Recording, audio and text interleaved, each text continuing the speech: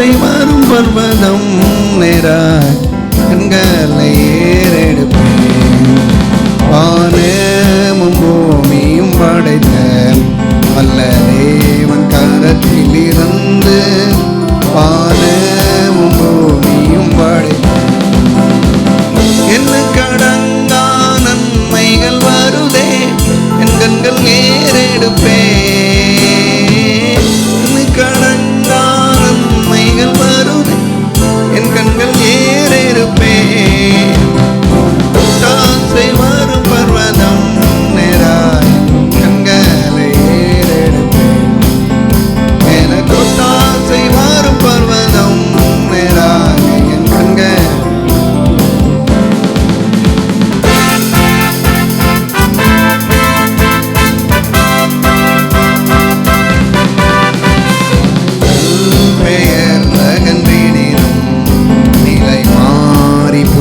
அகன்றினும் மலைகள் பெயர்ந்தகன்றினும் மாறிடுமோ அவர் கிருபை என்னாலும் ஆறுதல் எனக்கவரே.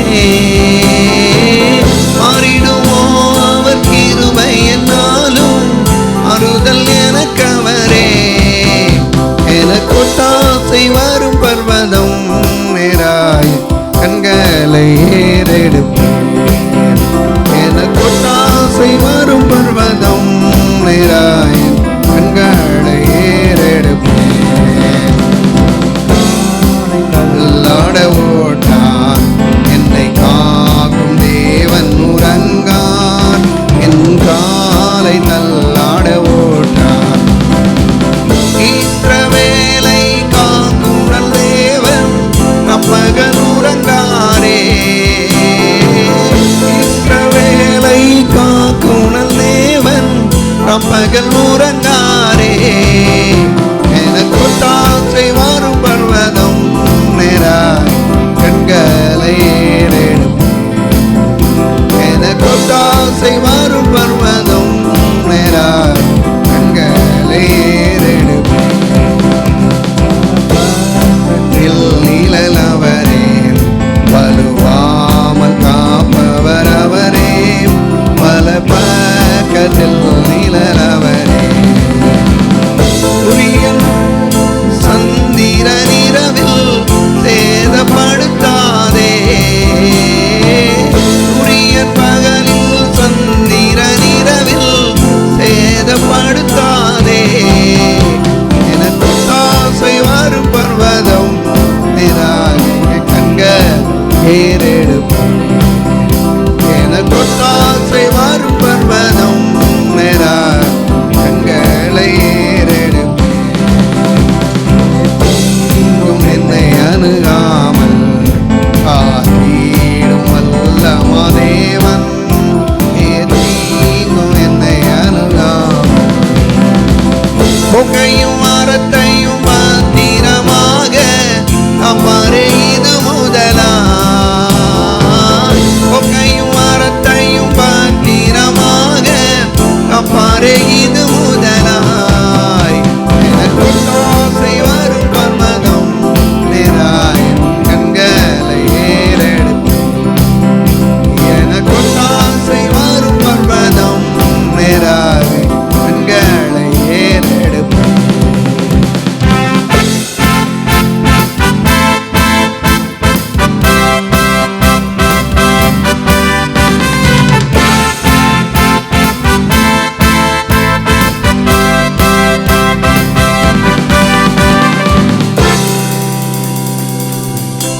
ஹல்லேலூயா.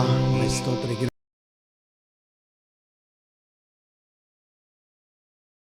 தேவன் தம்முடைய ஒரே பேரான குமாரனை விசுவாசிக்கிறவன் எவனோ அவன் கெட்டு போகாமல் நித்திய ஜீவனை அடையும்படிக்கு அவரை தந்தளி இவ்வளவாய் உலகத்தில் அன்பு கூர்ந்தார் என்று பார்க்கிறோம். ஆண்டவராய் இயேசு நாம் ஒவ்வொருவருக்காகவும் இந்த உலகத்தில் சிலுவையிலே அடிக்கப்பட்டு ரத்தத்தை சிந்தி மரித்து உயிரோடு எழுந்து ஆண்டவராய் இயேசு கிறிஸ்து இன்றைக்கும் ஜீவிக்கிறார்.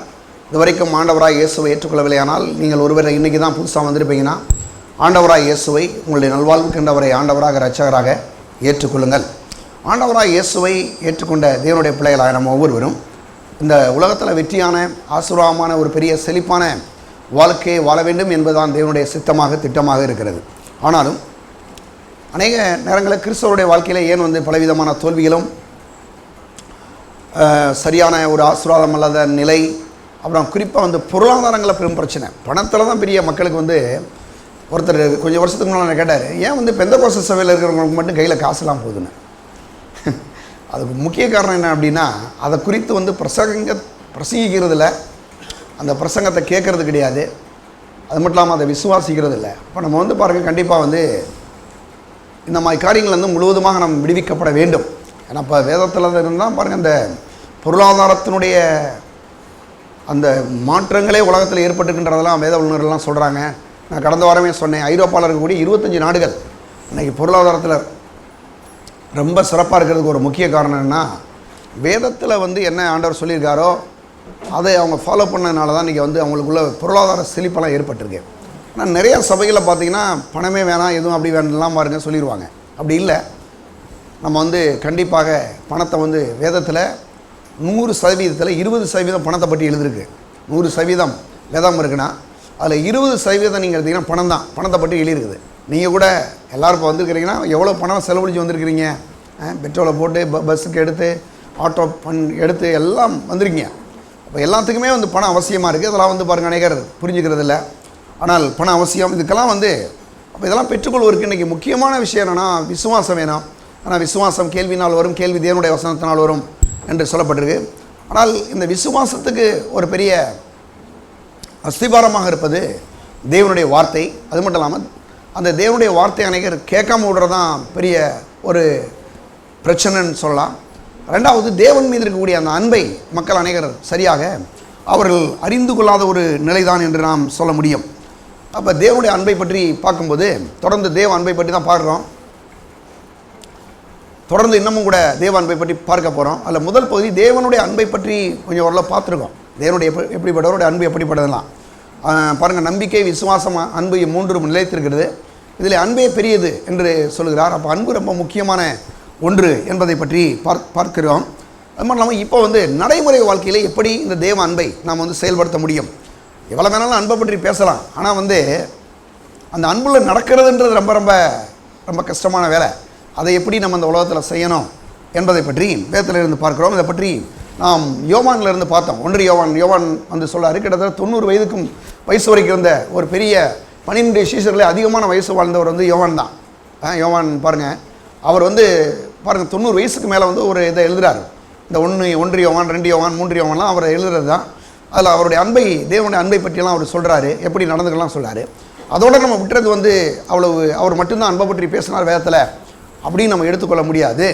அன்பை பற்றி இன்னும் அநேகர் பாருங்கள் வேதத்தில் எழுதியிருக்கிறாங்க. குறிப்பாக நம்ம எபிரேயருக்கு எழுதின நிருபத்தை எடுத்திங்கன்னா அது 11 அதிகாரத்தில் அதில் விசுவாசத்தை பற்றி பேசுகிற மாதிரி 1 கொரிந்தியர் 13ஆம் அதிகாரத்தில் அன்பை பற்றி பேசுகிறார் பவுல். பாருங்கள், அதில் தான் அன்பு பாருங்கள், நம்பிக்கை, விசுவாசம், அன்பு 3 நிலைத்திருக்கிறது. அன்பே பெரியது என்று சொல்கிறார். அப்போ அன்பு ரொம்ப அவசியமான ஒன்று. எந்த அன்பு அப்படின்னா மனுஷிக அன்பை பற்றி இந்த இடத்துல பெருசாக அவர் ஒன்றும் சொல்லிக்கல. ஏன் அப்படி அந்த மனுஷிக அன்புன்றது பாருங்கள், இன்றைக்கி ஒரு 4 விதமான அன்பை வேதம் சொல்லுது. ஒரு அன்பு பாருங்கள் ஈராஸ்ன்னு சொல்கிறாங்க. அந்த அன்பு கணவன் மனைவி மத்தியில் இருக்கக்கூடிய அன்பு. ஏதோ ஒரு நாட்டில் பிறகுறாங்க, ஏதோ ஒரு ஊரில் பிறகுறாங்க, ஏதோ ஒரு பகுதியிலேருந்து வர்றாங்க, 2 பேரும் திருமணமானோன்னா ஒருவர் நேசிக்கிறார்கள் என்று நம்ம பார்க்குறோம். இது ஈராஸ் அப்படின்னு சொல்லி ஒரு குடும்ப வாழ்க்கையில் இருக்கக்கூடிய ஒரு அன்பு என்று சொல்லலாம். ரெண்டாவது ஸ்டோர்கே அல்ல ஸ்டோரேஜ் என்ற அந்த கிரேக்க மொழியில் சொல்கிறாங்க. இது பெற்றோர்கள் மத்தியில் இருக்கக்கூடிய அன்பு என்று சொல்லலாம். மூணாவது பிழையோ என்ற அன்பு. இது நண்பர்கள் அல்லது பாருங்கள் உற்றார் உறவினர் மத்தியில் இருக்கக்கூடிய அன்பு. இந்த எல்லா அன்புலையுமே நீங்கள் பார்த்தீங்கன்னா சுயநலம் இருக்கும். ஆனால் யோவான் 3:16 தான் முதல் முறையாக அகாப்பே அன்பை சொல்கிறாரு. அந்த அகாப்பே அன்பு பாருங்கள் எந்த ஒரு சுயநலம் மற்ற அன்பு. நம்மலாம் பிறக்கிறதுக்கு முன்னாலேயே ஆண்டவராக இயேசு உலகத்தில் 2024 வருஷத்துக்கு முன்னாலேயே நம் சார்பாக பிறந்து சிலுவையில் அடிக்கப்பட்டு இரத்தத்தை சிந்தி மரித்து நம்மளை மீட்டெடுத்திருக்காருன்னா அவருடைய அன்பு எந்த ஒரு சுயநலமற்ற ஒரு அன்பு என்பதை நாம் பார்க்க முடியும். அப்படிப்பட்ட அந்த அன்பிலே நாம் பாருங்கள் அவருடைய அன்பிலே இந்த உலகத்தில் நம்ம வாழணும்னு சொன்னால் அதை குறித்து நாம் அறிந்து கொள்ள வேண்டும். இதை பற்றி ரோமருக்கு எழுதின நிருபம் அங்கே 13ஆம் அதிகாரத்தை நாம் எடுத்துக்கொள்ள வேண்டும். 8ஆம் வசனத்திலிருந்து, ஒருவரிடத்தில் ஒருவர் அன்பு கூட கடனை அல்லாமல் மற்றொன்றிலும் கடன்படாதிருங்கள். பிற இடத்தில் அன்பு கூறுவன் நியாயப்பிரமாணம் முழுவதையும் நிறைவேற்றுகிறான். எப்படி என்றால் விபச்சாரம் செய்யாதிருப்பாயாக, கொலை செய்யாதிருப்பாயாக, களவு செய்யாதிருப்பாயாக, பொய் சாட்சி சொல்லாதிருப்பாயாக, இச்சியாதிருப்பாயாக என்கிற இந்த கற்பனையும் வேறு எந்த கற்பனையும் உன்னிடத்தில் நீ அன்பு கூறுவதுள்ள பிறனிடத்தில் நீ அன்பு கூறுவாயாக என்கிற ஒரே வார்த்தைகளை தொகையாய் அடங்கியிருக்கிறது. அன்பானது பிறனுக்கு பொல்லாங்கு செய்யாது, ஆதலால் அன்பு நியாயப்பிரமாணத்தின் நிறைவேறுதலாய் இருக்கிறது என்று சொல்கிறார். இப்போ அந்த அன்பை பற்றி நம்ம பேசும்போது ஒருவரத்தில் ஒருவர் பாருங்கள், அன்பு கூறுவரை கடனை அல்லாமல் வேறு ஒன்றிலும் நீங்கள் கடன்படாதிருங்கள் அப்படின்றாரு. நாம் ஏற்கனவே சொன்னோம், அதாவது ரோமர்கள் நிறுவம் 16 அதிகாரங்களை கொண்டது. இந்த 16 அதிகாரத்தில் முதல் 11 அதிகாரம் வந்து பாவம்னா என்ன, அந்த பாவத்துக்கான மீட்பு என்றால் என்ன, மனுஷன் எப்படி பாவம் செஞ்சான், பாவம் செஞ்சாலும் அந்த உலகத்தில் இன்றைக்கி என்னென்ன கேடுகள் நடக்குது அப்படின்லாம் பற்றி முதல் 11ஆம் அதிகாரத்தில் முதல் 11 அதிகாரங்களை சொல்கிறார். ரட்சிப்பை பற்றியெல்லாம் ரொம்ப ஆழமாக போதிக்கப்படுது இல்லையா. மனுஷன் எல்லா மனுஷரும் பாவம் செய்து கெட்டு போனார்கள் என்று ரோமர் 3:23 சொல்கிறார். இப்படி நிறையா விஷயங்களை நீங்கள் எடுத்துக்கொள்ளும் போது முதல் 11 அதிகாரங்களில் ரட்சிப்பை பற்றியும் அங்கே பாவம்னா என்ன, ரட்சிப்பனா என்னெல்லாம் சொல்கிறார். அவர் அப்படியே அந்த மீட்பை அப்படியே சொல்லிகிட்டே வர்றார். அடுத்து நீங்கள் அதாவது 12ஆம் அதிகாரத்துலேருந்து 16ஆம் அதிகாரம் வரைக்கும் இருக்கக்கூடிய 5 அதிகாரங்களில் அதாவது நம்ம எப்படி தேவ அன்பில் நடக்கணும், அன்பில் வந்து எப்படி தேவ அன்பில் ரட்சிக்கப்பட்டிருக்கோம், நம்ம ஆண்டோடைய பிள்ளைகளாக இருக்கணும், நம்ம எப்படி இந்த தேவ அன்பில் நடக்கணும் என்பதை பற்றி அடுத்த 5 அதிகாரங்களை சொல்கிறத பார்க்குறோம். இப்போ இந்த 5 அதிகாரங்களை வந்து சொல்லும்போது முதல் இந்த 13ஆம் அதிகாரத்தில் வந்து 8ஆம் வசனத்தை நம்ம பார்க்கும்போது என்ன பார்த்தோன்னா, அன்புகூற கடன் வந்து அதாவது இந்த உலகத்தில் எல்லா விதமான கடனையும் ஓரளவு நம்ம கொடுத்து தீர்க்கலைன்னா கூட இன்றைக்கி என்ன பண்ணுறாங்க, பல விதமான கடனை வாங்க இடத்துல இருந்து எப்படியாவது கடனை வாங்குகிறாங்க. கடன் கொடுத்தவங்க என்ன பண்ணுறாங்க, கடனை கண்டிப்பாக வாங்கணும். பேங்காக இருந்தாலும் அல்லது மற்ற எந்த இடத்துல நீங்கள் கடன் பெற்றுக்கொண்டிருந்தாலும் அந்த கடனை திரும்ப செலுத்தணும். முக்கியமான ஒரு விஷயம் கவனிங்க, குறிப்பாக ஆண்டோடைய பிள்ளைகளாக இருந்தீங்கன்னா என்ன செய்யணும், கடனை வாங்கினா என்ன செய்யணும், கண்டிப்பாக திரும்ப செலுத்தணும். அதுதான் நியாயமான காரியம். கடனை வாங்கிட்டு அதை கொடுக்கலைன்னு சொன்னால் ரொம்ப மோசமான ஒரு காரியம். நான் நீதிமான் என்ன செய்கிறான், கடனை வாங்கி செலுத்துகிறான் அப்படின்னு போட்டு திரும்பியும் கொடுக்கக்கூடியவன் தான் நீதிமான். அது ஏமாத்துறதால் நீதிமான் கிடையாது. கண்டிப்பாக நம்ம அப்படி யாரெல்லாம் செய்ய போகிறது இல்லை. சரியா? சரி. ஆனால் எல்லா கடனையும் தீர்த்துடலாம். ஆனால் இந்த உலகத்தில் அன்பு கூறுகிற கடன் வந்து நம்முடைய உயிருள்ள வரைக்கும் அந்த அன்புள்ள கடன், அந்த அன்பின் கடனை செலுத்த வேண்டும். மற்றவர்கள் மத்தியில் நம்ம எப்படிப்பட்ட அன்பை நாம் செலுத்த வேண்டும் என்பதை பற்றி சொல்லுகிறது. ரெண்டாவது, உன்னிடத்தில் அன்பு கூறல பிறனிடத்துலையும் அன்பு கூறுவாயா என்கிற இந்த வாக்கியம் வந்து மறுபடியும் பிறக்காத மனிதர்கள்ட்ட வந்து அது செயல்படாது. அதுக்கு தான் பாருங்கள், இன்றைக்கி உன்னிடத்தில் அன்பு கூறல பிறனிடத்துலேயும் அன்பு கூறுவாயன்னு சொல்லி வந்து சொல்லலாம். இன்றைக்கி உலக மக்கள் சொல்லுவாங்க பாருங்கள், ஏதாவது அன்புனால வந்து சில காரியங்கள் செய்வாங்க. ஏதோ ஒரு சாப்பாடு வாங்கி கொடுப்பாங்க, துணி வாங்கி கொடுப்பாங்க, சில காரியங்கள் செய்வாங்க. ஆனால் அவங்க ஒரு லிமிட்டோடு நின்றுவாங்க. அவ்வளோதான் அவங்களால முடியும். அதுக்கு பிறகு வந்து அவங்கள்ட்ட அன்பு கூறுற மாதிரி மற்றவங்கள்ட்ட அன்பு கூற அவங்களால முடியாது.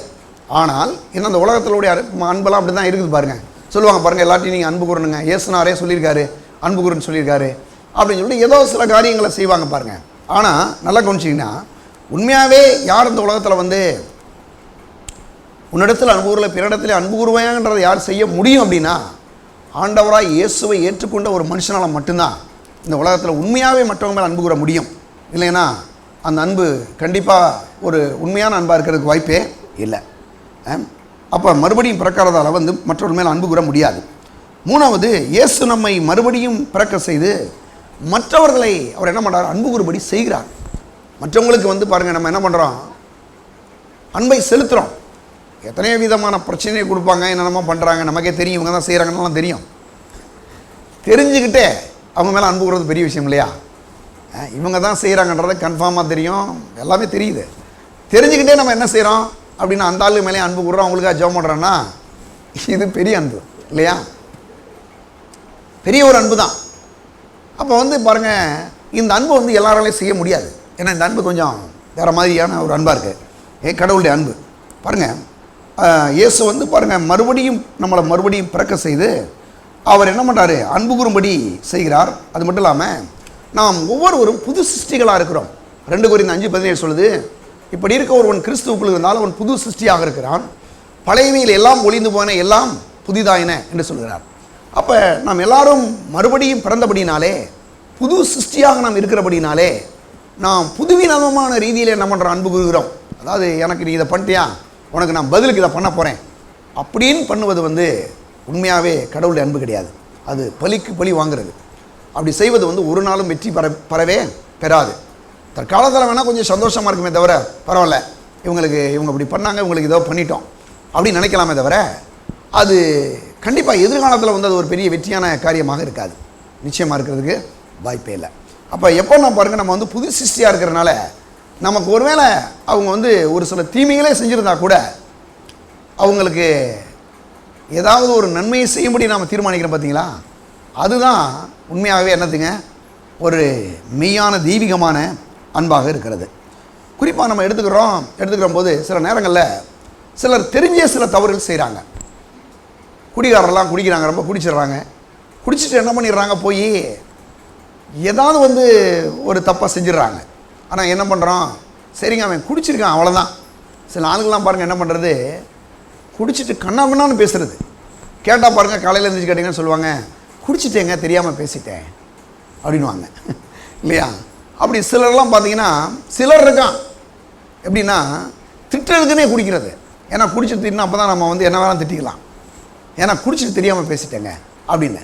அப்போ இப்படியெல்லாம் பாருங்கள் சிலர் இருக்கிறாங்க. இப்போ அந்த இப்படிப்பட்ட மனுஷர்களையும் நம்ம என்ன செய்கிறோங்க, அவர்களை நாம் வந்து மன்னிக்கிறோம். சில நேரங்களில் சிலருக்கு மனநலம் சரியில்லை, மனநலம் வந்து கொஞ்சம் ஒரு மாதிரி இருக்கிறாங்க. அப்படி ஆட்கள் ஏதாவது சில தவறுகள் செய்கிறாங்க.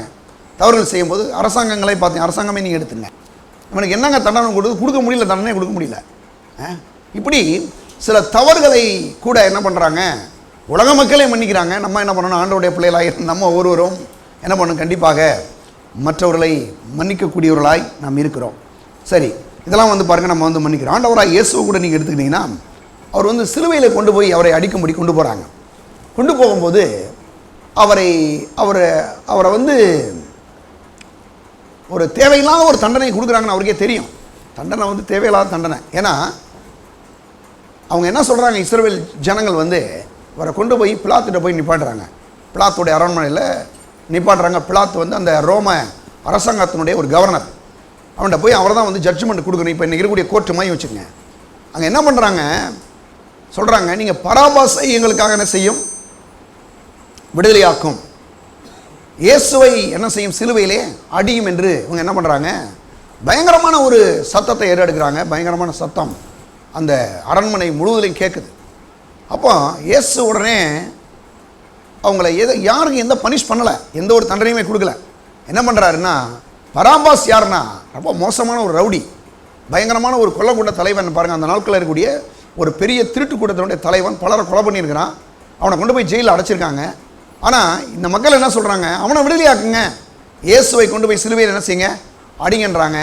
இயேசு சிலுவைக்கு போகிறாரு. போய் தன்னுடைய ஜீவனை விடும்போது சொல்கிறாரு, இவர்கள் செய்கிறது இவர்களுக்கு என்னது, இவர்கள் அறியாமல் செய்கிறார்கள் பிதாவே, இவர்களுக்கு நீர் என்ன செய்யும், மன்னியும் என்று சொல்லி சிலுவையில் இருக்கும் போதே அவர் என்ன பண்ணுறாருங்க, அவர் தன்னுடைய அவர்களை மன்னிக்கும்படி இவர் ஜெபிக்கிறார். இதெல்லாம் பாருங்கள் வந்து கடவுளுடைய தெய்வீகமான ஒரு அன்பாக இருக்கிறது. சரி, இப்படி இந்த பாருங்கள், நம்ம 8ஆம் வசனம் 9ஆம் வசனம் வரைக்கும் நம்ம பார்த்தோம். இன்றைக்கி ரோமர் 13 பாருங்கள், 13ஆவது இடத்துல 10ஆம் வசனம் ரொம்ப முக்கியமான ஒரு வசனமாக இருக்குது. எடுங்க, அன்பானது பிறனுக்கு பொல்லாங்கு செய்யாது. அன்பானது என்ன செய்யாதான், பிறனுக்கு பொல்லாங்கு செய்யாது. அது மட்டும் இல்லாமல் அவங்க சொல்கிறார், அன்பானது பிறனுக்கு பொல்லாங்கு செய்யாது, ஆதலால் அன்பு நியாயப்பிரமாணத்தின் நிறைவேறுதலாக இருக்கிறது. அன்பு நியாயப்பிரமாணத்தின் நிறைவேறுதலாக இருக்குது. அன்பு பிறனுக்கு பொல்லாங்கு செய்யாது. அன்பாக இருக்கிற ஒரு மனுஷன் வந்து யாருக்காவது ஏதாவது ஒரு தீமை செய்யணும்னு ஒன்று கங்கணம் கட்டிகிட்டு இருக்க மாட்டாங்க இல்லையா.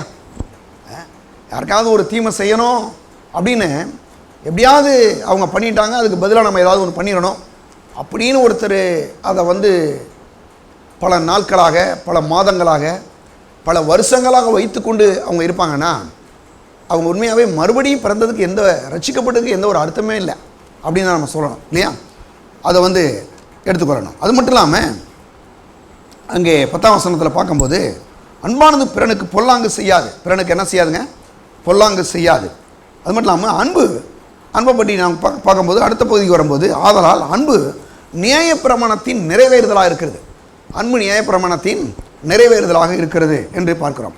அப்போ அன்பு நியாயப்பிரமாணத்தின் நிறைவேறுதலாக இருக்குன்னு சொல்லும்போது, குறிப்பாக பார்த்தீங்கன்னா இன்றைக்கி அநேகர் என்ன உள்ளத்தில் கசப்பையும் வெறுப்பையும் கோபத்தையும் வச்சுக்கிட்டு வெளியில் மட்டும் ஸ்தோத்திரம் பிரதர், பிரைஸ் லார்ட் பிரதர் அப்படின்னு சொல்கிறது வந்து இது அன்புக்கு புறம்பான ஒன்று. அப்படி தான் நான் சொல்லணும், அன்புக்கு புறம்பான ஒன்று. ஏன்னா அதான் சொல்கிறாரு, அன்பு வந்து நியாயப்பிரமாணத்தின் நிறைவேறதாக இருக்கிறது. அப்போ உள்ளத்தில் கசப்பையும் வெறுப்பையும் பகையும் வைத்துக்கொண்டு வெளியே அன்பு கூறுவது வந்து மட்டும் நாம் நியாயப்பிரமாணத்தை நிறைவேற்ற முடியாது. அநேகர் என்ன சொல்கிறாங்களா, இதில் ஒரு முக்கியமான விஷயம் என்னென்னா, இந்த ஒரு கூட்டம் என்ன பண்ணுறாங்க, நியாயப்பிரமாணத்தை வந்து அந்த 10 கட்டளையும் எப்படியா செய்யணுன்ற ஒரு குரூப் இருக்குது. இன்னொரு குரூப் இருக்குது, என்ன சொல்கிறாங்கன்னா, புதிய ஏற்பாட்டில் வந்து இந்த 10 கற்பனை வந்து கிடையவே கிடையாதுங்க, இதெல்லாம் பழைய ஏற்பாடோடைய முடிஞ்சிருச்சு அப்படின்னு சொல்லி அப்படி ஒரு கூட்டமும் இருக்குது. அன்பு தான் ரொம்ப முக்கியன்ற ஒரு குரூப்பும். இன்னொரு குரூப் என்ன பண்ணுறாங்கன்னா, நியாயப்பிரமாணமே இந்த நாட்களில் இல்லை, அதெல்லாம் விட்டுறலாம், அன்பை மட்டும் பிடிச்சிக்குவோம் அப்படின்ற மாதிரி ஒரு குரூப்பும். இன்னொரு குரூப் என்ன செய்கிறாங்கன்னா, இன்னொரு மக்கள் அவங்களுக்கு வந்து நியாயப்பிரமாணம் மட்டும்தான் முக்கியம், எல்லாமே நியாயப்பிரமாணத்தின் அடிப்படையிலே செயல்படுறது, அந்த மாதிரி சில மக்களும் இருக்கிறார்கள். அப்படி இருக்கும்போது நம்ம வந்து இன்றைக்கி அதான் பார்க்க போகிறோம். அன்பு நியாயப்பிரமாணத்தின் நிறைவேறலாக இருக்கிறது. ஆண்டவராய் இயேசுவே அன்பை அந்த நியாயப்பிரமாணத்தை நிறைவேற்றும்படி தான் வந்தேன்னே சொல்கிறார்.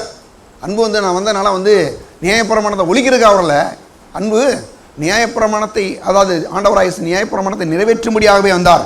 அது மட்டும் இல்லாமல் இங்கே சொல்லப்பட்டிருக்கு, உள்ளத்தில் வந்து கசப்பையும் வெறுப்பையும் பகையும் வைத்துக்கொண்டு வெளியே அன்பு கூறுவதனால் ஒரு மனுஷன் வந்து கண்டிப்பாக நியாயப்பிரமாணத்தை நிறைவேற்ற முடியாது. அது மட்டும் இல்லாமல் நாம் பகையும் கசப்பையும் பாருங்கள், வெறுப்பையும் நினைத்தாலே பாருங்கள் சொல்லப்படுறதுல கொலை செய்யாதிருப்பாயாக அப்படின்னு சொல்லி அதில் நம்ம பார்க்குறோம். அதாவது ரோமர் 13 வந்து என்னது 9வது வசனத்தில், எப்படி எனில் பட்சாரம் செய்யாதிருப்பாய, கொலை செய்யாதிருப்பாய, களவு செய்யாதிருப்பாயாக, பொய் சாட்சி சொல்லாதிருப்பாய, இச்சையா இருப்பாய என்கிற இந்த கற்பனையில் வேறு எந்த கற்பனையும் உன்னிடத்தில் அன்பு கூறுள்ள பின்னிடத்திலையும் அன்பு கூறுவாயாக என்கிற ஒரே வார்த்தையில் தொகையாய் அடங்கி இருக்கிறது. அப்போ கொலை செய்யாதிருப்பாயகன்னு சொல்லி அவர் சொல்கிறாரு. அப்போ சொல்லும்போது சொல்கிறாரு, பழைய ஏற்பாட்டு காலங்களில் வந்து அந்த கொலை செய்யாதிருப்பாயகன்னு சொன்ன விஷயம் இருக்கு இல்லையா, இந்த புதிய ஏற்பாட்டு காலத்தில் நீங்கள் வரும்போது என்னென்னா, அது எப்படின்னா ஒரு மனுஷன் மேலே கசப்பையும் வெறுப்பையும் கோபத்தையும் இப்படிப்பட்ட காரியங்களையும் ஒருத்தர் வச்சுக்கிட்டு இருந்தாவே அதே கிட்டத்தட்ட கொலை செய்யறதுக்கு ஈக்குவல் தான் சொல்கிறாங்க புதிய ஏற்பாட்டில் வரும்போது. அப்படி கொலை செய்யாதிருப்பாயன்னு சொல்லி பழைய ஏற்பாட்டு காலங்களில் சொல்லப்பட்டிருக்கு. அதை புதிய ஏற்பாட்டில் ஒன்றும் ஆண்டவர் ஒன்றும் அப்படியே ஒழிச்சு போடல. ஆனால் அதோட இன்னும் என்னென்னா, ஒரு ஆள் போய் ஒரு ஆண்டவருடைய பிள்ளை ரசிக்கப்பட்டிருக்கிறோம், நம்ம கசப்பையும் வெறுப்பையும் கோபத்தையும் ஒரு மாதிரி அப்படிப்பட்ட காரியங்களையும் உள்ளே வச்சுட்டு இருக்கிறது வந்து அது கிட்டத்தட்ட கொலை செய்கிறதுக்கு ஈக்குவலாக தானே ஒரு விஷயமாகவே அதை நான் பார்க்க முடியும். ஏன்னா பாருங்கள், அப்படி தான் வந்து வேதம் சொல்லுகிறது. அப்போ அதுக்கு பதிலாக நம்ம என்ன செய்யணும் அப்படின்னா பாருங்கள், அதுக்கு பதிலாக நம்ம என்ன செய்யணும் அப்படின்னா, அதாவது அன்பையும் தயவையும் இரக்கத்தையும் பாருங்கள் நம்ம வந்து என்ன செய்யணுமா, அதை செய்யும்படி நாம் எல்லாரும் என்ன பண்ணணும், அப்படிப்பட்ட எண்ணங்களை உடையவளாக நாம் இருக்க வேண்டும். குறிப்பாக பார்த்திங்கன்னா, நல்ல அன்பையும் தயவையும் அப்படிப்பட்ட இரக்கத்தையும் காண்பிக்கக்கூடிய மக்களாக நாம் இருக்க வேண்டும். நான் ஏற்கனவே சொன்னேன் பார்த்தீங்களா, கடந்த வாரங்களில் கூட சொன்னேன் நான், நம்ம பிள்ளை தப்பு செஞ்சால் என்ன கிடையாது, அது தப்பே கிடையாது, அது ஒரு சின்ன தப்பு தாங்க, அது ஒன்றும் பெருசே கிடையாது அப்படின்வாங்க. ஆனால் பக்கத்து வீட்டுக்கார பிள்ளை தப்பு செஞ்சுன்னு வச்சுங்களேன், என்ன சொல்லுவாங்கன்னா, ஐயோ அது பாருங்கள் நல்ல மாடு மாதிரி வளர்ந்துருக்குங்க, அதெல்லாம் அப்படி போய் செய்யலாமா அப்படின்னு சொல்லி அநேகர் என்ன பண்ணுவாங்க, அந்த பிள்ளைகளுடைய தவறை வந்து முழுவதுமாகவே என்ன செய்வாங்க, அப்படியே மறைக்க முயற்சிப்பாங்க. ஆனால் நல்லா நீங்கள் கவனிச்சிங்கன்னா பார்த்தீங்கன்னா, தேவனுடைய பிள்ளைகளே நல்ல ஒரு விஷயத்தை கவனிங்க, நம்ம பிள்ளை வந்து தவறு செஞ்சாலும் தவறு தான், மற்றவங்களுடைய பிள்ளை தவறு செஞ்சாலுங்க தவறு தான் இல்லையா. அப்போ நல்லா அந்த விஷயத்தை கவனிக்கும் போது அந்த அன்பாக இருக்கிறனால கண்டிப்பாக என்ன பண்ண முடியும்னா, மற்ற மக்களை நேசிக்காமல் இருக்கவே முடியாது. தவறுகள் இருக்கலாம், எல்லாமே இருக்கலாம், ஆனாலும் எல்லாத்தையும் என்ன பண்ணுவோம், மன்னிக்க ஆரம்பிப்போம், நேசிக்க ஆரம்பிப்போம். இப்போ ஆண்டவராய் இயேசுவை குறித்து நாம் பார்க்கும்போது இதில் 2 பக்கங்கள் இருக்குது. ஒன்று வந்து பாசிட்டிவாக, இன்னொன்று நெகட்டிவாக. பாசிட்டிவாக அதாவது முற்போக்கான ஒரு காரியம் அப்படின்னு சொல்லும்போது என்னென்னா, அங்கே வந்து நம்ம அந்த கசப்பையும் வெறுப்பையும் அந்த கோபத்தையும் காமிச்சோம்னா அது நெகட்டிவ். அதே சமயத்தில் அன்பையும் தயவையும் கிருபையும் இரக்கத்தையும் நம்ம காமிக்கிறோம், ஒரு தயவை காமிக்கிறானாவே அது என்னென்னா அது பாசிட்டிவான பக்கம், முற்போக்கான ஒரு பகுதி. பாருங்கள், அதைத்தான் இன்றைக்கி ஆண்டவர் வந்து ஆண்டோடைய பிள்ளைகிட்ட வந்து எதிர்பார்க்கிறார். அப்படி தான் நம்ம என்ன செய்யணுமா, வாழ்க்கை வாழணும்.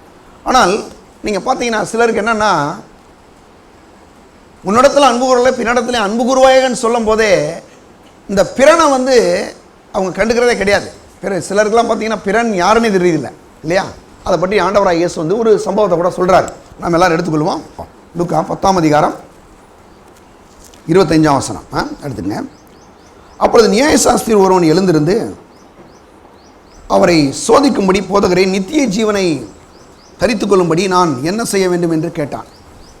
பாருங்கள், பிறன், அதாவது வந்து நம்ம வந்து ஏற்கனவே ரோமரில் பார்த்தோம். அந்த வசனத்தை பார்த்தீங்களா? ரோமர் 13ஆம் அதிகாரத்தில் அங்கே 13ஆம் அதிகாரத்தில் 10ஆம் வசனத்தை பார்த்தீங்கன்னா, அன்பானது பிறனுக்கு பொல்லாங்கு செய்யாது. அன்பானது பிறனுக்கு பொல்லாங்கு செய்யாது. அந்த பிறன்னா யார் அப்படின்றத ரொம்ப பேருக்கு வந்து பிறன்னா யாருன்னு தெரியாத அளவுக்குலாம் வாழ்கிறாங்க. பாருங்கள், அந்த பிறன் யார் அப்படின்றதான் இயேசு வந்து விளக்குறார்.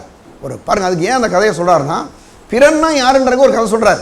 பாருங்கள், வந்து பாருங்கள், லூக்காவில் சொல்கிறாரு அங்கே 25ஆம் வசனத்தில், அப்பொழுது நியாயசாஸ்திரி ஒருவன் எழுந்திருந்து அவரை சோதிக்கும்படி, போதகரே, நித்திய ஜீவனை சுதந்தரித்துக் கொள்ளும்படிக்கு நான் என்ன செய்ய வேண்டும் என்று கேட்டான். அப்பொழுது நியாயசாஸ்திரி ஒருவன் எழுந்திருந்து அவரை சோதிக்கும்படி, போதகரே, நித்திய ஜீவனை சுதந்தரித்துக் கொள்ளும்படிக்கு நான் என்ன செய்ய வேண்டும் என்று கேட்டான். அதற்கு அவர், நியாயப்பிரமாணத்தில் என்ன எழுதியிருக்கிறது, நீ வாசித்திருக்கிறாயா என்றார். நல்ல கவனிங்களேன், அவர் எடுத்தோன்னே எங்கே போகிறாரு? நியாயப்பிரமாணத்தில் என்ன எழுதியிருக்கு. அதாவது வந்து நியாயப்பிரமாணத்தின்படியும் வாழணும். ஆனால் அந்த நியாயப்பிரமாணத்தை எப்படி வாழணும்னா அன்போடு வாழணும். நியாயப்பிரமாணத்தை எப்படி வாழணுமா அன்போடு அதை வந்து கையாளணும், கை கொள்ளணும் அப்படின்றார். சொல்லும்போது பாருங்கள், சொல்கிறான் பாருங்கள், அவன் பிரதியுத்தரமாக, உன் தேவனாய கர்த்தரிடத்திலே உன் முழு இருதயத்தோடும் உன் முழு ஆத்மாவோடும் உன் முழு பலத்தோடும் உன் முழு சிந்தையோடும் அன்பு கூர்ந்து உன்னிடத்தில் அன்பு கூறல பின்னிடத்திலேயே அன்பு கூறுவாயாக என்று எழுதியிருக்கிறதே என்றார். நியாயப்பிரமாணத்தில் என்ன எழுதியிருக்கு அப்படின்னு சொல்லி கேட்குறாரு. பாருங்கள், அவன் சொல்கிறான், உன் முழு இருதயத்தோடும் உன் முழு ஆத்மாவோடும் உன் முழு பலத்தோடும் உன் முழு சிந்தையோடும் அன்பு கூர்ந்து உன்னிடத்தில் நீ அன்பு கூறல பின்னிடத்திலையும் அன்பு கூறுவாயாக. என்ன சொல்கிறாரு? உன் தேவனாய கர்த்தரிடத்தில் போல அன்பு கூறு. ரெண்டாவது, உன்னிடத்தில் அன்பு கூறுவது போல பிறனிடத்திலையும் அன்பு கூறுவாயாக அப்படின்னு சொல்லி சொல்கிறாரு. அப்போ அந்த பிறன் சொல்லும் போது இவன் அப்பவும் சொல்கிறான் பாருங்கள், அவர் அவனை நோக்கி பாருங்கள், நிதானமாய் உத்தரவு சொன்னாய், அப்படியே செய், அப்பொழுது பிழைப்பாய் என்றார். இன்னும் பாருங்கள், அதாவது அப்படியே செய், நீ பிழைப்பான்னு சொல்கிறாரு. அவன் தன்னை நீதிமான் என்று காண்பிக்க மனதாய் இயேசுவை நோக்கி, எனக்கு பிறன் யார் என்று கேட்டான். நல்லா பாருங்கள், நியாயப்பிரமாணத்தை நான் நிறைவேற்றிட்டேன்னு சொல்கிறான். ஆனால் பிறன் யாருன்னே தெரியாமல் நிறைவேற்ற முடியுமா? எப்படி கேள்வி பாருங்கள். அதாவது என்னென்னா, இந்த நியாயசாஸ்திரி யாருன்னா இன்றைக்கி இருக்கக்கூடிய ஒரு ஜட்ஜ் மாதிரி, நீதிமன்றத்தில் இருக்கக்கூடிய நீதிபதி மாதிரி. நீதிபதினா இன்றைக்கி நம்ம இந்தியன் லாவை வந்து படிச்சுட்டு வர்றாங்க, இந்திய சட்டத்தை வந்து படிச்சுட்டு தான் வர்றாங்க இல்லையா? அது லாயர்ஸாக இருக்கலாம், அதாவது யார் ஜட்ஜாக இருக்கலாம், யாருனாலும் வழக்கறிஞர்களோ அல்லது வந்து நீதிபதிகளோ கண்டிப்பாக வந்து லாவை படிச்சுட்டு வர்றாங்க. படிச்சுட்டு வந்து அந்த அடிப்படையில் தான் போய் என்ன பண்ணுறாங்க, ஒரு நியாய தீர்ப்பை கொடுக்குறாங்க. ஆனால் இந்த நியாயசாஸ்திரி யாருன்னு சொன்னால், இந்த 10 கட்டளைகளையும் அந்த நாட்களில் வந்து இஸ்ரவேல் ஜனங்கள் 630 கட்டளைகளாக அவங்க வச்சுருந்தாங்க. 630. இன்னும் கொஞ்சம் தள்ளி போனீங்கன்னா கிட்டத்தட்ட, அதாவது ஓய்வு நாளுக்கு மட்டும் 1500க்கும் மேற்பட்ட சட்டங்களை அவங்க வச்சுருந்தாங்க. இவ்வளோதான் அவங்க எழுதி வச்சுருந்தாங்க. இதன்படி அந்த சட்டங்களை வந்து ஃபாலோ பண்ணக்கூடிய ஒரு நியாயசாஸ்திரி தான் இவர். அந்த மாதிரி ஒரு நியாயாதிபதி. இவன் என்ன பண்ணுறான், வந்துட்டு இயேசுட்ட வந்து தன்னை நீதிமான் என்று காண்பிக்க மனதாய், தான் ரொம்ப யோக்கியமான ஆள், நான் ரொம்ப பர்ஃபெக்ட்டுங்க. ரொம்ப பேருக்கு பார்த்தீங்கன்னா யாரும் எப்போ எது செஞ்சாலும் சரி ரொம்ப யோக்கியமான ஆள் மாதிரியே திங்க் பண்ணிக்கிறது. என்றைக்குமே அப்படி இருக்க முடியாது. யாருமே ரொம்ப யோக்கியமான ஆட்களை பார்க்கவே, எல்லா பேருக்குமே சில குறைகள் இருக்கும். அந்த குறை இருக்குன்றது ஒத்துக்கணும். நம்ம எல்லாத்துலேயுமே கரெக்டாக இருக்கணும்னு நீங்கள் யாராவது நினச்சிங்கன்னா கண்டிப்பாக நீங்கள் கரெக்டாக இல்லைன்னு அர்த்தம். யாருமே எந்த உலகத்தில் பிறந்த இயேசுவை தவிர உலகத்தில் யாருமே பர்ஃபெக்ட் கிடையவே கிடையாது. ஒவ்வொரு காரியத்தை நீங்கள் வந்து சரியாக செஞ்சுற, அதாவது அப்படி இருக்காங்க நம்ம சொல்ல முடியாது. அப்போ இயேசுகிட்ட வந்து என்ன சொல்கிறான், தன்னை நீதிமான் என்று காண்பிக்க மனதாய், நான் தான் நம்ம யோக்கியங்கன்ற மாதிரி சொல்கிறான். அப்போ இயேசு சொல்கிறாரு,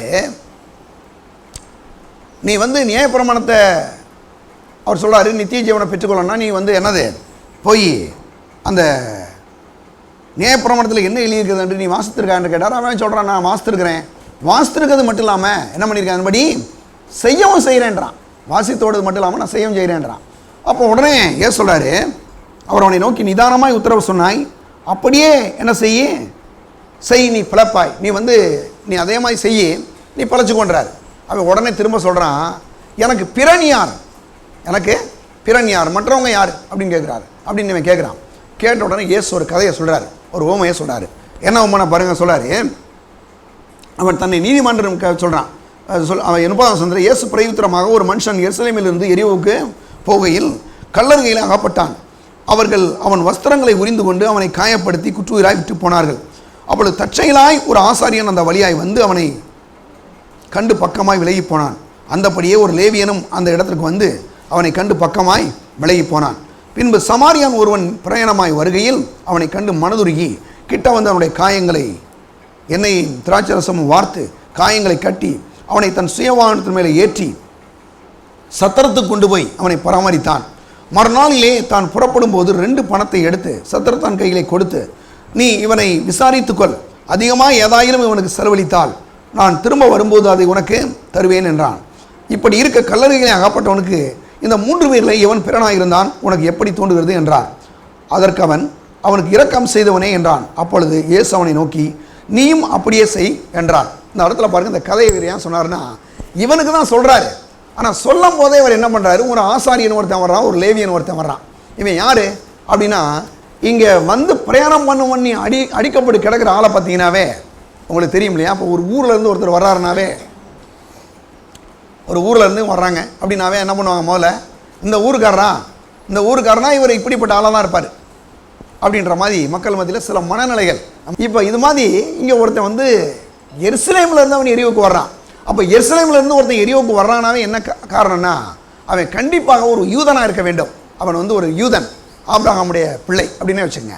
அப்படி அங்கேருந்து வர்றான். வரும்போது என்னாச்சுன்னா, திருடர் கல்லர் கையில் அவன் அகப்பட்டு கொண்டான். திருடர்கள் வந்து அவனை அடித்து போட்டாங்க. அடித்து போட்டு அவன்கிட்ட கூடிய எல்லாத்தையும் பிடிக்கிட்டு போயிட்டாங்க. போட்டு போய் அவனை நிர்வாணம் பண்ணி அவனை அடித்து அவனை குற்றவாளி போட்டாச்சு. எல்லாத்தையும் பறிச்சுட்டு போயிட்டாங்க. போன உடனே இவன் நம்ம ஊரில் சொல்கிறாங்களே, குற்றவீரும் கொலையூருமாக கிடக்கிற மாதிரி ரொம்ப சீரியஸ் கண்டிஷனில் இருக்கிறான். நடு ரோட்டில் அப்படி விழுந்து கிடக்கிறான். கடந்தான் பார்த்தீங்கன்னா, அந்த வழியாக யார் வர்றது அப்படின்னா, முதலாவது ஒரு ஆசாரியன் வர்றான். ஆசாரியனா ஒரு பாஸ்ட் வர்றாரு. வந்து இப்படி பார்த்துட்டு அப்படி பக்கமாக என்ன செஞ்சானா, விலகி போனான். 2வது யார் வர்றது, ஒரு லேவியன் வர்றான். அவன் யாருன்னா, சர்ச்சில் வேலை செய்கிறாள், சர்ச்சில் வந்துங்க சில காரியங்கள்லாம் செய்கிறாள். அந்த மாதிரியெல்லாம் அவனும் அப்படியே பார்த்துட்டு அப்படியே விலகி போயிடுறான். போன உடனே 3வது அங்கே யார் வர்றதுன்னா, ஒரு சமாரியன் யார் அப்படின்னா, அவன் சமாரியா பக்கத்தில் இருக்கக்கூடிய சமாரியா தேசமே. அவனுக்கும் இந்த யூதர்களுக்கும் எப்பயுமே ஒரு நல்ல ஒரு உடன்பாடே இல்லை. நம்ம ஊரில் இந்த ஜாதி பிரச்சனை மாதிரி இல்லையா? அவங்க ஊரில் எப்படின்னா, சமாரியர்கள் வந்து யாருன்னா கிட்டத்தட்ட அவங்க யூதர் மாதிரி, யூதர்களுடைய உள்ளவங்க தான். ஆனால் இவங்க வீட்டில் போனால் அவங்க தண்ணி குடிக்க மாட்டாங்க.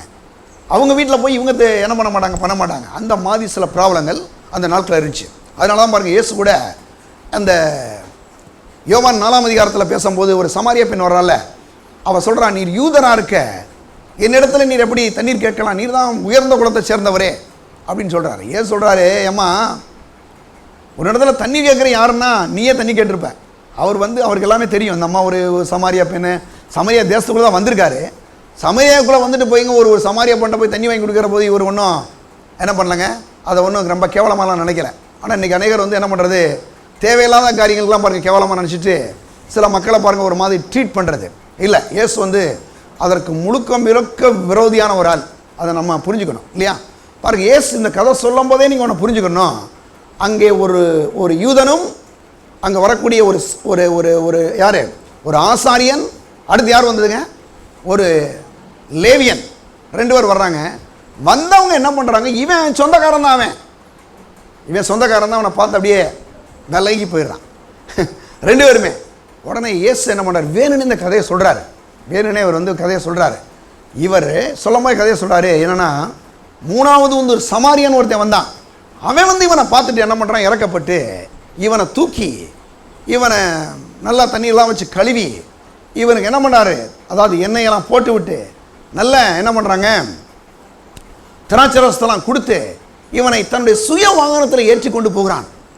கொண்டு போனது மட்டும் இல்லாமல் சத்திரத்தானுடைய கையில் கொண்டு போய் 2 பணத்தையும் கொடுக்குறான். கொடுத்துட்டு சொல்கிறான், நீர் வந்து செலவு பண்ணிக்கோங்க, திரும்ப நீ வரும்போது நான் என்ன பண்ணுறேன், இதை விட நீ அதிகமாக செலவு பண்ணிட்டு வச்சுக்கோ, நான் உனக்கு என்ன பண்ணுறேன், திரும்ப கொடுக்குறேன்னு வேற சொல்கிறான். யார்? அந்த சமாரியன் சொல்கிறான். இப்போ சமாரியன் சொன்ன உடனே இயேசு சொல்கிறாரு, இந்த 3 பேரில் எவனுக்கு பிறன், யார் பிறன் அப்படின்னு கேட்குறாரு. அப்போ அவன் உடனே சொல்கிறான், அந்த சமாரியன் தான். அடிபட்டது 2-3 பேருக்குமே தெரியும். அவன் என்ன கிடக்கிறான், சீரியஸில் கிடக்கான், அடிபட்டு கிடக்கிறான். கிடக்கும் போது அவன் மேலே ஒரு மனதுருவனும் அன்பு ஆண்டவராக சொல்கிறாரு, அந்த ஆசாரியனும் அந்த லேவியனும் இவனுக்கு சொந்தக்காரன் தான். அடிபட்டு கிடக்கிறவனுக்கு, அடிபட்டு கிடந்தவனை பார்த்துட்டு அப்படியே விலகிட்டு ஓடுறான். ஆனால் சமாரியன் ஒருத்தன் வர்றான். அவன் எந்த பணத்தின் அடிப்படையில் கிடையாது, எந்த அடிப்படையிலையும் கிடையாது, உண்மையாகவே அன்பு கூர்ந்தவன். என்ன பண்ணுறான், தன்னுடைய வாகனத்தை விட்டு இறங்கி அவனை போய் அவனை என்னது தண்ணியெல்லாம் வச்சு கழுவி அவனுக்கு வந்து பாருங்கள் திராட்சை ரசம் கொடுத்து எண்ணெயை போட்டு கொண்டு போய் சத்திரத்தில் இன்றைக்கி இருக்க ஹாஸ்பிட்டலில் சேர்த்துருப்பான்னு நினைக்கிறேன். அந்த மாதிரி பண்ணிட்டான். அப்போ நல்லா நீங்கள் கவனிச்சிங்கன்னா, அப்போ நியாயப்பிரமாணத்தின்படி ஒரு மனுஷன் நீங்கள் வாழும்போது அப்படின்னா ஆண்டவராக இயேசு அந்த கதையை சொன்னார் தெரியுமா? அப்படின்னா அன்பு தான் நியாயப்பிரமாணத்தின் நிறைவேறுதலாக இருக்கிறது. அன்பு கூறும்போது தான் நியாயப்பிரமாணத்தை நம்ம என்ன பண்ணுறோங்க, நிறைவேற்றுகிறோம். எப்படிங்க, உன்னிடத்தில் அன்பு கூறல பிறனிடத்திலையும் அன்பு கூறுவாயாக. அப்போ அன்பு கூறுவாயாங்கன்னு சொல்லும் போது உள்ளத்தில் ரட்சிக்கப்பட்ட பிறகு என்ன பண்ணுறோன்னா, சில விதமான இந்த மனுஷிகமான சில காரியங்கள்லாம் உள்ளே வச்சுட்டு இருக்கிறோம் பார்த்தீங்களா, அது நமக்கு கண்டிப்பாக ஒரு நாளைக்கு ஒரு பெரிய இழப்பை உண்டாக்கிறோம். அது மாதிரி ஒரு நாள் நம்ம இருக்கவே கூடாது. என்ன பாருங்கள், ஒரு லேவியன் ஒரு ஆசாரியனும் ஒரு லேவியனும் அவனை கண்டு பாருங்கள் அப்படியே விலகி போகிறான்னு பார்த்திங்கன்னா, அப்போ எந்த அளவுக்கு பாருங்கள் வந்து சொந்தக்காரன் தான், ஆனால் அவன் ஹெல்ப் பண்ண மாட்டானே, அடிபட்டு செத்துட்டு போகிறான். ஏன்னா நான் கொலை செய்யலை அவனை, நான் வந்து அவனுக்கு எந்த தீமையும் செய்யலை, எனக்கு எதுக்கு அந்த வம்பு அப்படின்னு சொல்லிட்டு அப்படியே விலகி போயிட்டான். ஆனால் சமாரியன் இவனை யார் தாழ்ந்த ஒரு மனுஷன், யார் ரொம்ப அற்பமானவன், நம்ம ஊரை சொல்லப்போனால் யார் ரொம்ப தாழ்ந்த ஜாதிக்காரன், அவன் தான் வந்து இவனுக்கு சப்போர்ட் பண்ணுறான். ஏசு எப்படி கதை சொல்கிறார் பார்த்தீங்கன்னா சொல்கிறாரு. அப்போ சொல்லும்போது அன்பு வந்து நியாயப்பிரமாணத்தின் நிறைவேறுதலாக இருக்கிறது. அப்போ நிறைவேறுதலாக இருக்கும்போது என்ன பண்ணணும், நீங்கள் அதையும் பார்த்துக்கிட்டே இருந்தீங்கன்னா நீங்கள் கண்டிப்பாக அன்பு கூர்ந்து ஒரு நியாயப்பிரமாணத்தின் அந்த நிறைவேறுதலாகி அன்பை நிறைவேற்றவங்களால் முடியவே முடியாது. அப்போ என்ன பண்ணணுன்னா, கிறிஸ்து இந்த உலகத்தில் அப்படி வரலையே. அவர் வந்து அந்த மாதிரியெல்லாம் வந்தோன்னா அவங்கள நான் சமாரியன் வீட்டுக்கு போக மாட்டேன், அங்கே போக மாட்டேன், இங்கே போக மாட்டேன், எந்த பேச்சுமே கிடையாது. எல்லார் வீட்டுக்கும் போகிறாரு. இதெல்லாம் வந்து அருமையானவர்களே, மனதில் வந்து ரொம்ப தெளிவாயிடணும். பிசாசு வந்து நம்மளை போய் எங்கிட்டாவது மாட்டி விட்டுறக்கூடாது, எதுக்காவது ஒன்று போய் வந்து மாட்டிட்டு முடிக்கக்கூடாது கடைசியாக. அப்போ இன்றைக்கி என்ன பண்ணணும் பாருங்கள், நியாயப்பிரமாணத்தை நிறைவேற்றினா அந்த அன்பின் நிறைவேறுதலாக இருக்கிறது. அன்பை வந்து எப்படி நிறைவேற்றணும்னா, நியாயப்பிரமாணம் இருக்குது, ஆனால் இருந்தால் கூட என்ன பார்த்தீங்கன்னா அந்த நியாயப்பிரமாணத்தை அன்பின் அடிப்படையில் என்ன பண்ணுதுங்க, நிறைவேற்ற வேண்டும். அன்பின் அடிப்படையில் அதுக்கு தான் சொல்கிறாரு. அந்த நியாயப்பிரமாணத்தை உண்மையிலே யார் நிறைவேற்றினது தெரியுமா? யார் நிறைவேற்றினது? ஆசாரியன்னு நிறைவேற்றலை, லேவியன்னு நிறைவேற்றினது யார் தெரியுமா? யாருங்க? சமாரியன் தான் நிறைவேற்றினான். அப்போ நான் சொல்கிறேன், இன்றைக்கும் கூட ஆண்டவராக இயேசுவை ஏற்றுக்கொண்ட தேவனுடைய பிள்ளைகள் என்ன பண்ணுன்னா, அதான் பாருங்கள் பவுல் சொல்கிறாரு, உள்ளத்தில் யூதனானவனே யூதன். இப்போ உள்ளத்தில் நீ மறுபடியும் பிறந்துட்டு திரும்ப அதவே பிடிச்சிட்டு நீ உட்காந்துருந்தேன்னா அதே உனக்கு ஒரு நாள் பிரச்சனையாக மாறப்போகுது. இப்போ நம்ம என்ன பண்ணணும்னா, அருமையானவர்களே, அன்பு நியாயப்பிரமாணத்தின் என்னவா இருக்குதுங்க, நிறைவேறுதலாக இருக்குன்னா, அப்போ அந்த அன்பின் அடிப்படையில் நம்ம வாழ கற்றுக்கொள்ள வேண்டும். அன்பின் அடிப்படையில் என்ன செய்யணுங்க, வாழ கற்றுக்கொள்ள வேண்டும். பாருங்கள், கற்றுக்கொள்ள வேண்டும். அப்போ வந்து பாருங்கள், ஆசாரியனும் லேவியனும் பாருங்கள், எவனோ அடிபட்டு கிடக்கிறான், அவன் ஊருக்காரன் தான், அவன் எவனோ அடிபட்டு கிடக்கிறான், அவன் பாட்டு ஓடுறான். ஆனால் பாருங்கள், அப்போ இது வந்து ஒரு நெகட்டிவ் சைடு. பாசிட்டிவ் சைடு என்ன பாருங்கள், சமாரியன் வந்து என்ன சொல்கிறான், எவனோ பாருங்கள் அடித்து போட்டுட்டான், ஆனாலும் என்ன பண்ணுறான், 2 பணத்தை கொடுத்து அவனை நீங்கள் கவனிச்சுங்கன்னு சொல்கிறான். அப்போ எவன் வந்து உண்மையிலே வந்து நிறைவேற்றான் அப்படின்னா அந்த சமாரியன் தான். ரொம்ப அற்பமாக நினச்சான் இல்லையா, அவன் தான் இவனுக்கு சப்போர்ட் பண்ணுறான், உதவி செய்கிறான். அப்போ உண்மையிலே யார் நியாயப்பிரமாணத்தை நிறைவேற்றுகிறது அப்படின்னா பார்த்தீங்கன்னா அந்த சமாரியன் தான் என்ன பண்ணுறாங்க, நியாயப்பிரமாணத்தை நிறைவேற்றி இருக்கிறான். இன்றைக்கும் கூட ஆண்டவருடைய பிள்ளைகளாகி நாம் ஒவ்வொருவரும் ஆண்டவராக இயேசுவை ஏற்றுக்கொண்ட பிறகு சில காரியங்களை நாம் பிடித்து கொள்வது கண்டிப்பாக ஒரு நாளைக்கு ஒரு பெரிய நஷ்டத்தை உண்டாக்கிறோம். அதனால் பாருங்கள், நம்ம ரட்சிக்கப்பட்டிருக்கணும்னா உடனே வந்து இயேசுவே நம்முடைய கல்வாரி ரத்தத்தினால் என்ன செய்யும், கழுவும், மனம் திரும்பணும். பாருங்கள், இதெல்லாம் வந்து பாருங்கள் மனம் திரும்பிடணும். அப்போ நம்ம என்ன பண்ணால் பார்த்தீங்கன்னா, மறுபடியும் பிறந்த பிறகும் அந்த பழைய காரியத்தையே பிடிச்சிட்டே இருக்கக்கூடாது. இப்போ என்ன பண்ணணும், அன்பின் அடிப்படையில் நம்ம என்ன செய்யணுங்க, வாழ கற்றுக்கொள்ள வேண்டும். அதுதான் நியாயப்பிரமாணத்தின் நிறைவேறுதலாய் இருக்கிறது. எடுங்க யாக்கோப்பு 2 அதிகாரம் 13 எடுங்க. ஏனென்றால் இரக்கம் செய்யாதவனுக்கும் இரக்கம் இல்லாதவனுக்கும் நியாய தீர்ப்பு கிடைக்கும். நியாய தீர்ப்புக்கு முன்பாக இரக்கம் மேன்மை பாராட்டும். இரக்கம் செய்யாதவனுக்கு இரக்கம் இல்லாதவனுக்கும் நியாய தீர்ப்பு கிடைக்கும். இரக்கம் செய்யணுமா? ஒரு ஆளை வந்து பார்க்குறோம், ஒரு ஆள் கஷ்டப்படுறான், ஒரு ஆள் அடிபட்டு கிடக்கிறான். முன்னாலெல்லாம் பார்த்தீங்கன்னா எங்கே ரோட்டில் யாராவது அடிபட்டு கிடந்தா பக்கத்தில் போனவே பயந்துட்டு இருப்பாங்க, பக்கத்தில் போய் யாரும் உதவி செய்ய முடியாது. ஆனால் இப்போ சட்டங்கள்லாம் கொஞ்சம் ஒரு மாதிரி இது பண்ணிட்டாங்க, பண்ணி தாராளமாக யார் வேணாலும் போய் உதவி செய்யலாம். பார்த்தீங்கன்னா இங்கே சொல்லப்பட்டிருக்கு, ஏனால் இரக்கம் செய்யாதவனுக்கும் இரக்கம் இல்லாதவனுக்கும் நியாய தீர்ப்பு கிடைக்கும். ஒரு நாள் நியாய தீர்ப்பு கிடைக்கும். நீ இறக்கப்படலைனா, இறக்க செய்யலைனா.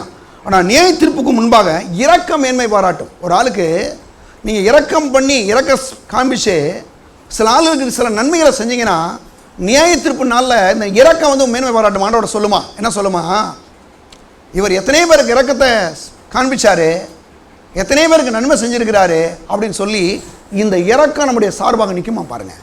இப்போ இன்றைக்கி கூட நான் சொல்கிற தேவனுடைய பிள்ளையிலே நாம் இரக்கத்தை செய்யக்கூடிய மக்களாக நம்ம என்ன செய்யணும் இருக்கணும். அப்போது தான் அன்பை என்ன பண்ணுங்க, அன்பாக வாழ்ந்து நியாய பிரமாணத்தை நாம் நிறைவேற்றக்கூடிய மக்களாக இருக்க முடியும். எடுங்க இன்னொரு சில வசந்து போவான். நியாய பிரமாணத்தை எழுத்தின்படி காமிக்கிறவன் இரக்கத்தை காண்பிக்க முடியாது. யூதர்கள் என்ன பண்ணுறாங்க, நடக்குன்னு சொல்லி முயற்சிக்கிறாங்க. ஆனால் எழுதி கொடுக்குற மாதிரியே நீங்கள் போட்டீங்கன்னு வச்சுங்களேன், கரெக்டாக தான் இருக்கும். ஆனால் சில நேரங்களில் ஏற்ற இறக்கமாக இருக்காது. ஏற்ற இறக்கம்லாம் இல்லாமல் அது பாட்டுக்கு அப்படியே போயிட்டுருக்கோம்.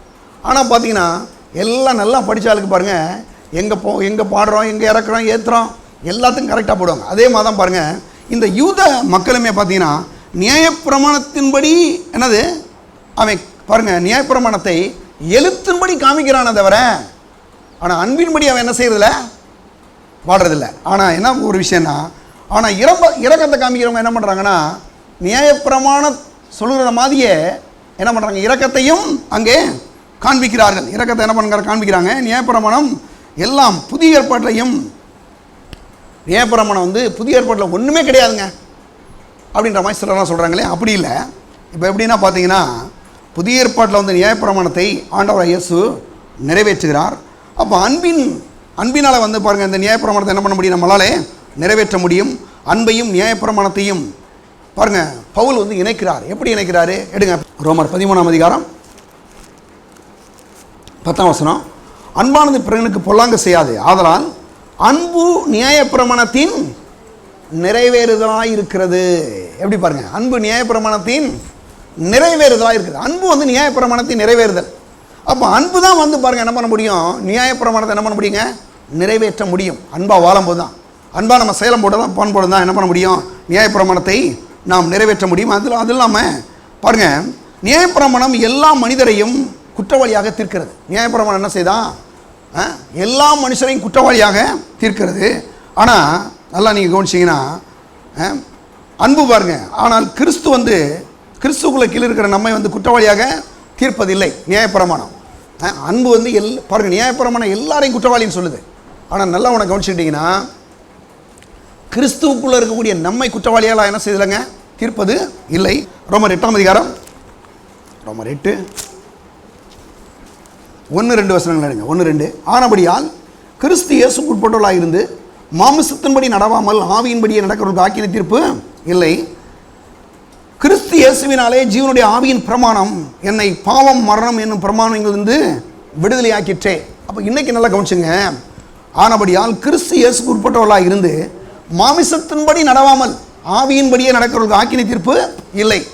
கிறிஸ்து பாருங்க, நீங்கள் ஆண்டவராக இயேசுவை ஏற்றுக்கொண்ட தேவனுடைய பிள்ளைகள் நம்ம மாமிசத்தின்படி நடக்காமல் ஆவியின்படியே நம்ம நடக்கிறோம்னா கண்டிப்பாக ஆக்கின தீர்ப்பு இல்லை.